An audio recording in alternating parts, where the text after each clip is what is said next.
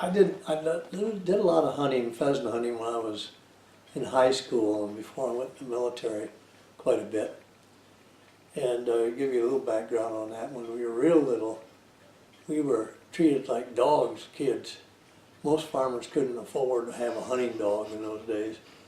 So the kids were there to walk and to pick up the birds and chase them and so forth. And but my first, I don't really know how old I was, but it couldn't have been over 10. And I still got the, it's a 410 gauge, they call it, about that long, and single shot. It's a small caliber 410.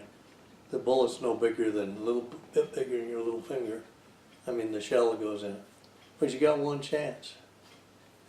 Okay, and that's what they used to start them all out on, because if you could hit a bird with that one shot, good, and a bigger thing gives you more, wider spread of shots, so your chances of getting them are better too. But I had that little 410, I was out in the field, and I shot my first pheasant. I got so excited I dropped the gun and ran after the bird because it was moving around. I got chewed up for that. But then I didn't hunt all for several years in Europe and all that stuff. Went hunting a couple of times in Germany, but we did it on land the Army had for training areas, because to be a hunter in Germany, it's really regimented, and you have to have a lot of rules, and you have to take a game warden with you. And if you want to take the game home, you have to buy it from them. See, so it kind of takes the sport on. Okay, after I retired and went back to South Dakota, we stayed 1 year into November because I wanted to hunt deer. Maybe we did it 2 years in a row. And we were out, and in South Dakota it's very flat, open country. So it's not like hunting in the woods here or someplace. So you really have to go after them. And so you go along these country roads, tooling along, and you see some deer standing next to into a cornfield. So you don't want to get too close, so you slow down and get out of the car and don't startle them. And you're not supposed to do it, but you can't shoot from the road. Can't shoot across the road. You're not supposed to put the gun in the hood of the car and steady it. And you're not supposed to put the gun on a fence post to steady it, but everybody does. So I was standing here, half brother Harlan next to me, and his brother-in-law next to them. And I took a bead on this deer. It was on the side. And I shot high on purpose because I didn't want to shoot under it, because it was a little ways away. It wasn't all that far, maybe well, I don't even know if it was a couple of blocks, maybe a couple of blocks, a block and a half. And I shot, and that deer went down. And one fell behind it too. And Harlan said to his brother, he knew I'd shot, but he said to his brother, "Did you shoot?" He said, "No, I didn't shoot." Harlan said, "How'd the other one go down?" And his brother-in-law said, "Well, Red bullet killed them both." So we went out there, and I'd shot high, and it had gone through the neck, the top of the neck of the doe, and this was a yearling, stand behind it, and it had gone through its neck and into the other deer. So that was 2 deers in one shot. Yeah, you're pretty good at that. Yeah. But I don't tell the story much because people really don't believe it, I don't think. Yeah. So the second one was one I mentioned to you the other day. I was hunting with Bessie's brother Wayne. He lives near Natchez, Mississippi in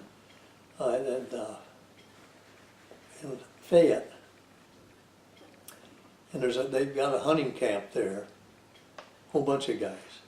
Now he owns a house there now, but originally the camp, he was always going to camp there. And Wayne and I went hunting, and this is kind of the honey pot, they call them, when they're rich with birds, and there are a lot of turkeys in this place. And I was up in a deer stand, and there was this plot that had been seeded in between two sections of trees. And turkey gobbled, and I answered it, you know, with a scratching hen sound. You go, like that. Anyhow, and they kept gobbling, this one kept gobbling, and I kept doing that. And pretty soon 3 gobblers came out of the end of this food plot and were starting towards me. Well, all along when they were walking, 2 of them kept fighting. They'd jump up against each other, bat at each other with their wings and peck at each other.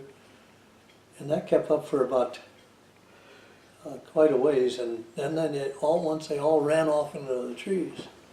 And I thought, man, there's 3 of them, and I'm not going to get a shot. But I waited, in about 10 minutes, maybe less, 5 minutes, 2 of them came out of the trees back into the food plot. And then, as I mentioned before, I was over there, up in this deer stand. They were coming like this, you know, one a little bit behind the other one. And I remember what my grandfather said, you pick out one and you might get lucky. And so they got pretty close to me, maybe only 35, 40 feet away. And I shot the first one, and one went plump, and the other one went straight in the air.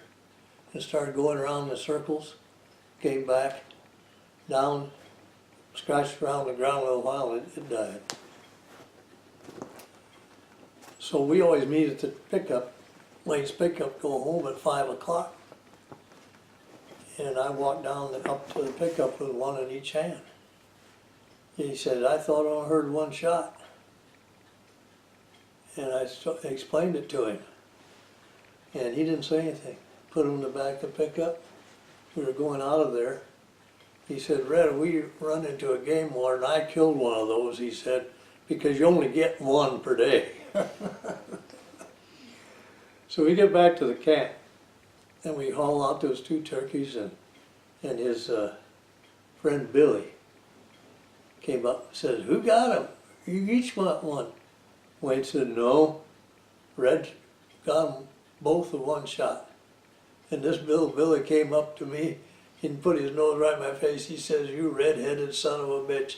He said, I've been out hunting out here for 20 years, and he says, nobody's ever killed 2 with 1 shot. And here you are, you come all down here from South Dakota and pull off this stunt. And he was ranting, of course he was half drunk. But anyhow, everybody was laughing around there. But I didn't get any pats on the back. I don't think I made many friends there that day.